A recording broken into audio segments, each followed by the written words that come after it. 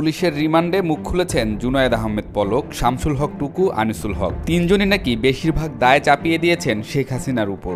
সূত্রমতে আনিসুল হককে জিজ্ঞাসাবাদের সময় হাসলেও রিমান্ডের সময় তার সেই হাসি ছিল না। অন্যদিকে পলক রিমান্ডে ক্রমাগত কান্নাকাটি করছেন বলে জানা গেছে। হাসিনা সরকারের পতনের পর গ্রেফতার হন 4 হেভিওয়েট নেতা: সালমান এফ রহমান, আনিসুল হক, শামসুল হক টুকু, জুনায়েদ আহমেদ পলক। রাজধানীর নিউ মার্কেট এবং পল্টন থানার পৃথক দুটি হত্যা মামলায় তাদের 10 দিনের রিমান্ড দেয় আদালত। রিমান্ডে কি বলেছেন আওয়ামী সুবিধাভোগী এই নেতারা? ডিবির রিমান্ডে তারা কি তথ্য দিচ্ছেন তা নিয়ে কৌতূহলের শেষ নেই। গোয়েন্দা সংস্থার একটি সূত্র থেকে জানা গেছে, রিমান্ডের শুরু থেকেই কান্নাকাটি করছেন সাবেক তথ্য ও প্রযুক্তি প্রতিমন্ত্রী জুনায়েদ আহমেদ পলক। সরকার পতনের আন্দোলন যখন তুঙ্গে, তখন দেশের ইন্টারনেট শাটডাউনের একক দায় স্বীকার করেননি পলক। সূত্র মতে তার ভাষ্য, প্রতিমন্ত্রী হলেও ইন্টারনেট শাটডাউনের সিদ্ধান্ত এককভাবে তিনি নেননি। রিমান্ডে তিনি নাকি তথ্য দিয়েছেন সাবেক সেনা কর্মকর্তা জিয়াউল আহসানের নির্দেশে ইন্টারনেট শাটডাউন করেছিলেন। এছাড়াও ইন্টারনেট বন্ধ করার বিষয়ে সাবেক প্রধানমন্ত্রী শেখ হাসিনারও সম্মতি ছিল।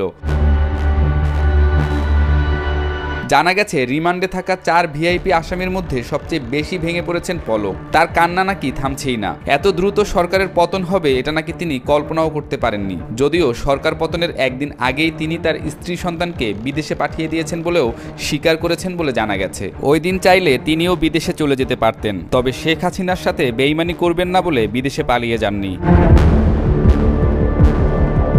এদিকে গ্রেফতার আর জিজ্ঞাসাবাদে সাবেক আইনমন্ত্রী আনিসুল হক কেবলই হেসেছেন বলে চাউর হয়। তবে একটি সূত্র থেকে জানা যায়, রিমান্ডে তার মুখে আর সেই হাসি নেই। জানা গেছে, আন্দোলনে ছাত্র ও জনতার উপর অতিরিক্ত বল প্রয়োগে তার কোনো ভূমিকা ছিল না।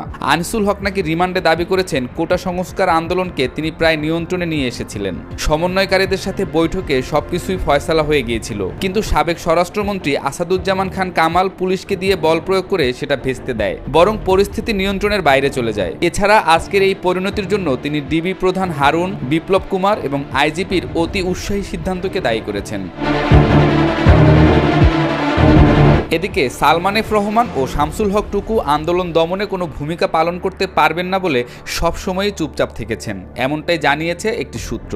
আন্দোলন চলমান অবস্থায়ও তারা এসব বিষয়ে কোনো মন্তব্য বা পরামর্শ দেননি। আন্দোলন যখন তুঙ্গে, তখনও তাদের কাছ থেকে কেউ কোনো পরামর্শ নেয়নি। সেই হিসেবে ছাত্র আন্দোলনে নিহতদের বিষয়ে তাদের কোনো দায় নেই বলেও নাকি দাবি করেছেন তারা। একটি সূত্র থেকে জানা যায়, শামসুল হক টুকু কিছুটা নির্ভর থাকলেও সালমান এফ রহমান দারুণ ভেঙে পড়েছেন। তার ব্যবসা প্রতিষ্ঠান আর ঋণের চাপের চিন্তায় তিনি নাকি মুষড়ে পড়েছেন। অন্যদিকে আইনমন্ত্রী আনিসুল হক নিজে কোনো দায় না নিয়ে দায় চাপানোর কথাই বেশি বলছেন বলে জানা গেছে। তবে জুনায়েদ আহমেদ পলক মানসিকভাবে সবচেয়ে বেশি ভেঙে পড়েছেন বলে জানা যায়। রাইসুল নয়ন, নাগরিক।